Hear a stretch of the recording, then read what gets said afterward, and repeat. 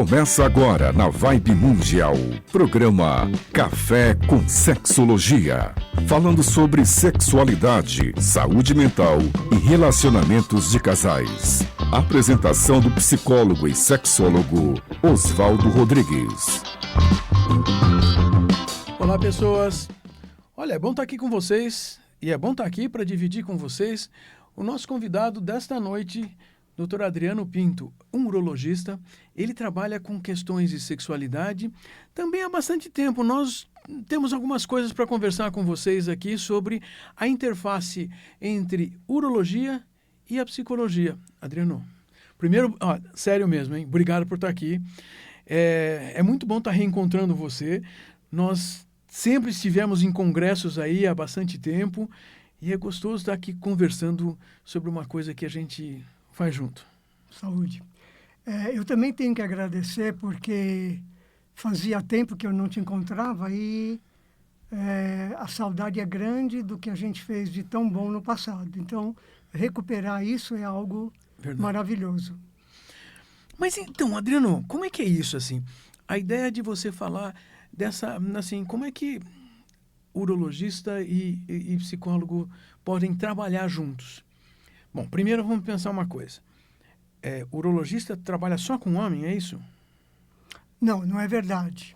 O urologista trata da via urinária, tanto de homens quanto mulheres, em qualquer idade, desde bebê até o mais idoso, e trata também da parte genital masculina. E é aí que a gente começa a se diferenciar, tentando estudar as disfunções sexuais. E como a disfunção sexual, geralmente é uma doença de casal, não é uma doença exclusivamente masculina, então a gente precisa aprender a trabalhar em concomitância com os colegas da psicologia para tentar fazer com que a gente chegue a um resultado adequado. Gostei de uma coisa que você falou que é muito importante para nós. Você que está sempre assistindo o nosso programa, o Café com Sexologia, ou que vai assistir os programas que estão gravados, eles ficam gravados no YouTube da Rádio Vibe Mundial, também no YouTube do Instituto Paulista de Sexualidade, o Impassex. Também você vai encontrar no Café com Sexologia no Instagram, mas você pode ouvir todos os programas no Spotify e vários outros streamings de áudio. Procura a gente lá que vai dar certo. Mas você falou de uma coisa que nós temos insistido muito, que diz respeito à vida de casal. A vida sexual, ela pertence à vida do casal. E, de repente, quando alguém tem uma queixa sexual, a outra pessoa, ela pode nem ter provocado, mas ela participa, ela está vivendo essa circunstância, ou só sofrendo, né? Sim.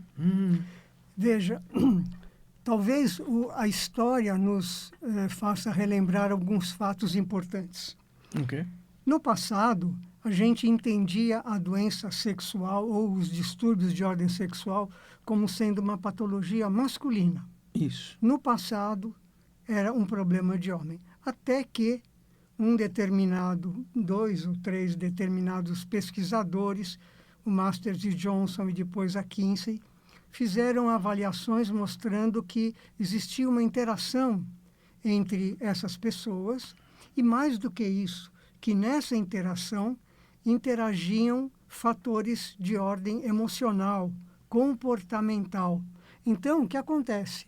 Não me basta estudar apenas os problemas orgânicos do homem numa disfunção erétil.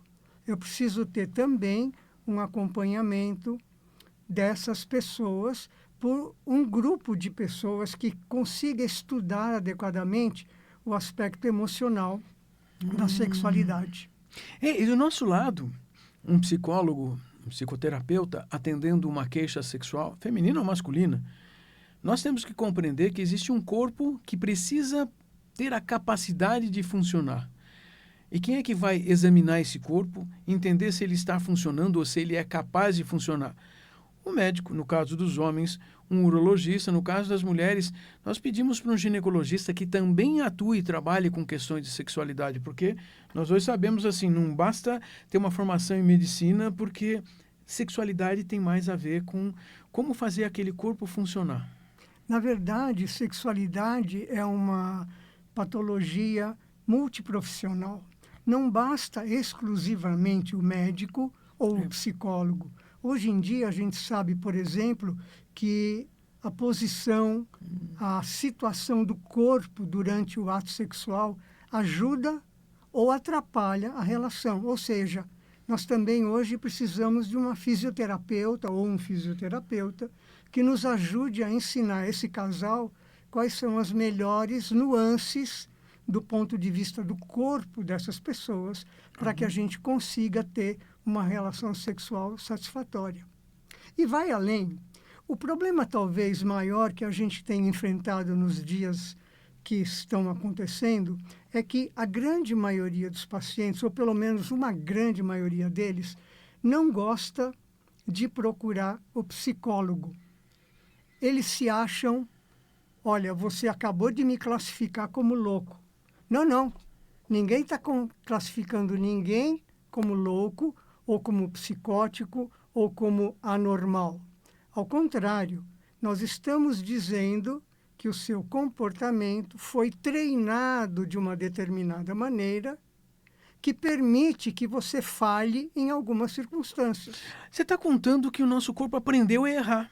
Sim. De alguma forma é isso. Gente, é isso. Essas são as bases do comportamento que nós da psicologia vamos estudar. Que esse corpo aprendeu errado. E parece normal, né? Parece que, assim, nossos pacientes parece que querem, assim, tipo, não, mas tem que funcionar. Opa, mas nessa situação, nesse ambiente, com essa posição corporal, peraí, nós temos que aprender novas formas. Estou gostando de falar com você, de novo, assim, a gente entender como é que a gente pode ajudar as pessoas. Veja, a cultura atual das pessoas, pelo menos nesta nossa sociedade ocidental, ela criou alguns estereótipos, né? Então, o homem é o caçador e a mulher é a caça. E, veja, isso é tão estereotipado na nossa sociedade que as mulheres querem ser caçadas. E os homens querem ser caçadores. Quando eles deixam de ser caçadores, eles se sentem diminuídos, eles perdem a sua autoestima. E daí eles começam a falhar na hora de ter uma ereção, na hora de manter a ereção, na hora da ejaculação. E as mulheres também, a ponto de, em algumas circunstâncias, elas quererem cobrar numa relação esta atitude. E, ao fazê-lo, criam um impasse cada vez maior. Então, é necessário que as pessoas reaprendam o que é sexualidade. Reaprendam a ver o seu parceiro como aquele indivíduo que é seu parceiro. Você vai dividir dúvidas, você vai dividir presentes e você vai receber dessa pessoa a mesma coisa. E, portanto, é mais fácil eu conseguir conciliar minha vida sexual. De novo, nós estamos falando que o casal é importante. E nós acabamos de ouvir uma compreensão de como é que as pessoas aprendem que têm que cumprir papéis e ficam tentando repetir esse cumprimento de papéis e nem sempre isso vai dar certo. Pode dar certo, é verdade. Sim. Mas nem sempre, e em algum momento da vida pode deixar de dar certo. Mas eu queria perguntar, para a gente contar para as pessoas que estão nos ouvindo, e se então vem um homem para uma consulta comigo, ele tem alguma dificuldade sexual, e eu penso, vou pedir uma avaliação com o doutor Adriano. Você vai lá e você vai ser atendido pelo doutor Adriano para entender como é que o seu corpo está funcionando ou não. Adriano, conta para a gente, assim, o que esse homem pode esperar, saber que vai acontecer alguma coisa, o que vai acontecer com ele numa consulta com o urologista, uma consulta e exames, o que quer que seja. Então, veja, a função do médico, enquanto organicista, ele precisa descobrir se existem problemas de ordem orgânica. Então, do que depende a atividade sexual do ponto de vista biológico? Depende de uma parte hormonal adequada, depende de uma entrada adequada de sangue dentro do pênis na hora da ereção. Tá. depende de um estímulo erótico que é nascido basicamente no contato do ser humano com coisas que mexem com os seus núcleos de erotização. Então, eu preciso descobrir se isso tudo está funcionando. Além disso, eu preciso saber, por exemplo, se o pênis dessa pessoa é adequado, se ele não é torto, se ele é capaz de penetrar de forma adequada e assim por diante. Esse é o trabalho do urologista. E uma consulta assim demora quanto tempo? Isso depende, porque, veja, se eu pegar um indivíduo jovem, sem nenhuma queixa importante, que tenha ereções razoáveis, então eu vou perder menos tempo com ele. E vou pedir alguns exames para me certificar de que eu não deixei passar nada. Agora, se eu pegar um indivíduo que tenha múltiplas comorbidades, por exemplo, um indivíduo diabético, um indivíduo que teve problemas de ordem cardiovascular. Aliás, é uma coisa muito interessante que as pessoas precisam saber. As artérias que nutrem o sangue para o pênis são aproximadamente do mesmo tamanho que a artéria coronária no coração. Ou seja, se o indivíduo já tem algum distúrbio coronariano, ele certamente tem também algum distúrbio erétil. Porque são artérias do mesmo tamanho e o organismo não escolhe onde é que vai ter arteriosclerose, vai ter em todo o corpo. Tanto que a presença de doença erétil, de disfunção erétil, é um marcador para que a gente procure um cardiologista. Ou seja, se eu tenho disfunção erétil, eu tenho uma grande chance de ter também alguma alteração coronariana e eu preciso ir a esse cardiologista para investigá-la. Assim também, por exemplo, o diabetes. O diabetes é uma doença muito interessante. Quando um diabético chega para a gente e a gente faz o diagnóstico de diabetes, esse indivíduo já tem no mínimo 5 anos em que ele tinha glicemia errada e ele não sabia. E se ele queixar de disfunção erétil, certamente essa disfunção já tem também 5 anos no mínimo. Ou seja, esses indivíduos, eles têm doenças orgânicas. Mas uma curiosidade, não é bem uma curiosidade, é algo que precisa ficar marcado na pessoa e no casal. Quando eu falo de apendicite, eu estou falando de uma doença orgânica que pode matar ou não. Mas o componente emocional da apendicite é o medo de morrer. Mas quando a gente fala de disfunção sexual, e eu falo disfunção sexual e não erétil, porque disfunção sexual envolve o casal, sempre vai haver um componente emocional. O indivíduo que falha, tanto ele quanto ela, a primeira coisa que lhe vem à cabeça numa próxima relação é: será que vai acontecer o mesmo que aconteceu antes? A isso a gente chama, Oswaldo não me deixa mentir, ansiedade de performance ou ansiedade de desempenho ou coisas semelhantes. Ou seja, eu sempre, mesmo que eu seja um diabético, mesmo que eu seja um cardiopata e eu tenha doença orgânica, ainda assim eu vou ter um componente emocional que eu preciso tratar. Não adianta eu corrigir o diabetes e o indivíduo continuar tendo aquela incerteza de que ele é capaz de produzir. Então, é necessário que a gente faça esse trabalho. Aliás, eu queria aproveitar e pôr você na berlinda, porque só eu fiquei na berlinda até agora. Eita. Veja, qual é uma grande dificuldade que nós urologistas temos hoje em dia? É a seguinte: eu vou atender um indivíduo lá no meu consultório, ele me diz que tem uma disfunção erétil, eu tiro lá toda a história dele, eu acho que ele é um indivíduo que tem uma possibilidade de ter um componente emotivo, comportamental, e aí eu preciso encaminhá-lo para você. Só que ele não quer ir de jeito nenhum, porque ele falou: Adriano, você está me chamando de louco, neurótico, psicótico, e eu não vou. Então.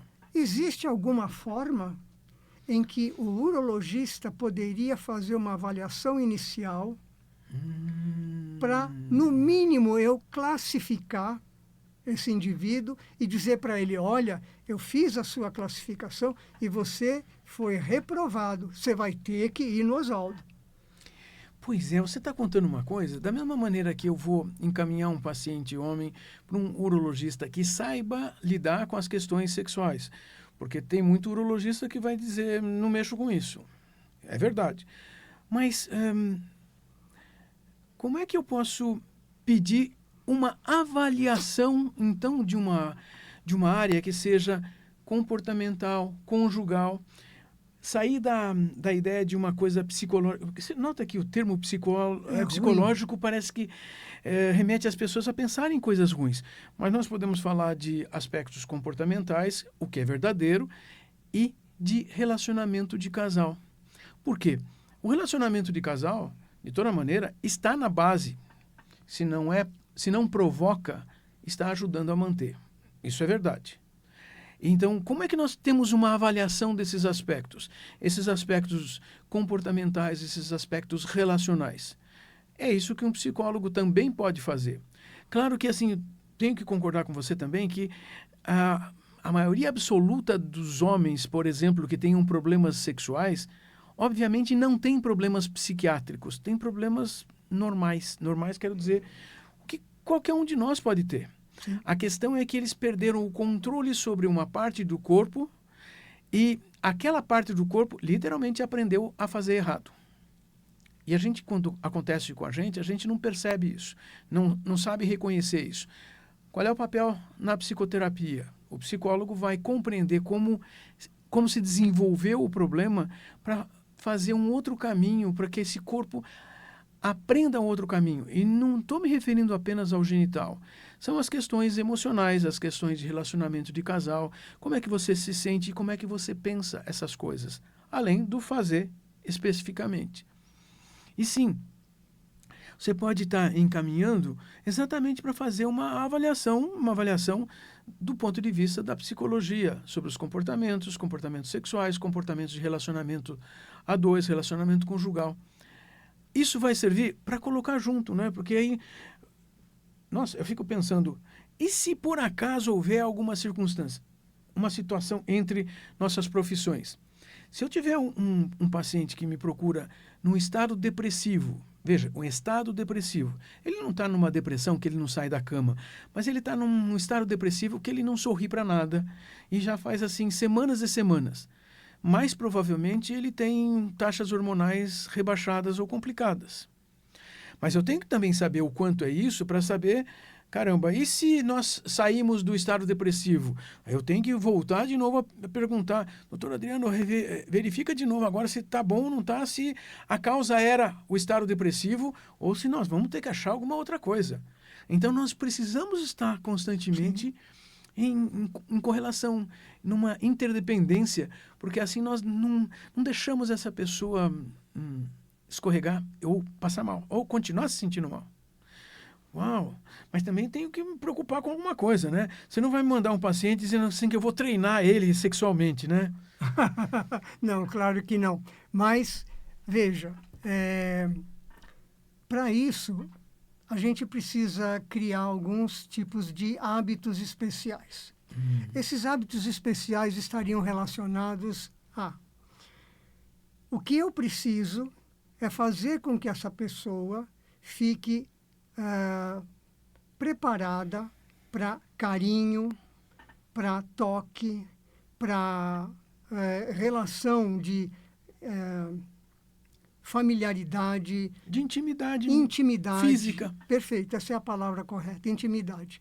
Então, eu tenho que ensinar isso para a pessoa. Sim. E existe hoje uma coisa muito curiosa, é porque, assim, isso precisaria ser feito por alguém treinado a fazer isso. Além do que, exige também uma certa característica ética do ponto de vista profissional, porque você vai estar mexendo diretamente com uma área que é perigosa, que é a sexualidade. Então, nós temos hoje que ter, além do urologista, além de um psicólogo, a gente às vezes precisa de um terapeuta sexual que se volte exatamente a isso. o quê? A terapia cognitiva do paciente, que é aquela em que a gente ensina o paciente a saber quem é o seu corpo, quem é o corpo da sua parceira e como é que a gente consegue conviver com isso. A gente se dessensibiliza do medo da intimidade. Também é verdade. Olha só, você praticamente foi trazendo aqui, já quase no final do nosso programa de hoje, um resumo importante. Como é que nós podemos se dessensibilizar de situações negativas? E você já apontou que tem vários componentes aí, desde o que nós pensamos, o que nós sentimos e o que nós fazemos. E, no entanto, se esse corpo estiver pronto, capaz de desempenhar, o restante tem que ser desenvolvido de uma maneira, de uma interação humana. Você que está nos ouvindo, se você tem essa dificuldade, percebe uma dificuldade sexual, seja no seu genital, temos que pensar como isso pode se desenvolver, resolver dentro do casal, porque aí nós temos uma coisa positiva, boa. Bom, Adriano, e para terminar, que mensagem você pode deixar aqui para a nossa audiência? Que eles prestam atenção, depois perguntam coisas para a gente. Bem, eu acho assim que o mais importante dessa história toda é a gente ter confiança em si próprio. Não só do ponto de vista sexual, mas do ponto de vista humano. Eu preciso, para vencer os meus obstáculos, eu preciso ter confiança na minha capacidade de fazer isto ou aquilo. E isso se dá exatamente na hora em que eu tenho déficits sexuais. E veja, a transmissão de problemas de ordem sexual é também um exemplo, um espelho da vida da pessoa. Talvez essa pessoa, não só na parte sexual, mas na vida pessoal, é inseguro, é ansioso, é depressivo. Então, há necessidade de que, se a gente tem um problema desse tipo, nós temos que procurar um auxílio, e esse auxílio tem que ser multidisciplinar. Não serve ir apenas no amiguinho da esquina ou tomar remédio na farmácia. Isso daí pode até esconder algumas coisas que a gente precisaria resolver e que não está podendo. E fazer algumas coisas erradas produz duas situações. Uma é que você não está resolvendo o mais breve possível, então está deixando para depois.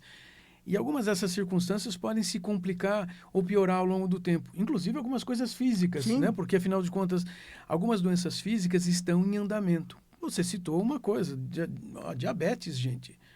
Então, você que está sempre consultando o seu médico, se o seu médico diz que você tem diabetes, não venha com aquela história que a sua glicemia nunca passa de 200, tá? Não poderia passar de 100. Então, assim, às vezes a gente inventa histórias para a gente não tratar. Cuidado. Vamos prestar atenção no que o doutor Adriano acabou de contar para a gente. E eu quero, terminando o nosso programa de hoje, agradecer ao Adriano, porque, assim, é fantástico poder ter um tempo para a gente conversar e voltar aos nossos assuntos. E até tem Opa! Muito obrigado. Um documentozinho para dizer assim, olha, você esteve aqui com a gente, para guardar de lembrança. Para quem trabalha na universidade isso também serve. Mas obrigado, eu queria agradecer imensamente o convite, me ponho à disposição para quando for necessário algum outro tipo de assunto, mas realmente é uma coisa muito do coração estar com você e é muito interessante para mim discutir coisas que eu gosto de trabalhar. Obrigado. É por isso mesmo que você veio aqui. Muito obrigado. Um abraço, querido. E nós vamos tê-lo aqui outras vezes, porque os assuntos da urologia, nessa questão da sexualidade, existem vários assuntos específicos. Vejam que ele citou um, e eu quero guardar isso, porque essa história de diabetes eu acho que merece muito mais discussão. Existem muitas pessoas com diabetes, né? Sim. É a causa mais importante de disfunção erétil do ponto de vista orgânico no mundo. Viu? Talvez ele possa estar vindo aqui daqui a algumas semanas novamente. Gente, eu quero agradecer a presença de vocês, a audiência. Vocês continuam nos assistindo pela Rádio Vibe Mundial, ouvindo pela rádio no Brasil todo, mas também pelo YouTube da rádio, mas também pelo YouTube do Impassex, o Instituto Paulista de Sexualidade, o Instagram Café com Sexologia. E vejam, vocês podem nos ouvir em todos os streamings de áudio, repetindo e podendo rever e querendo saber mais coisas. Nos vê domingo? Pode ser? Domingo à noite? Todo domingo à noite. Até lá. Até logo.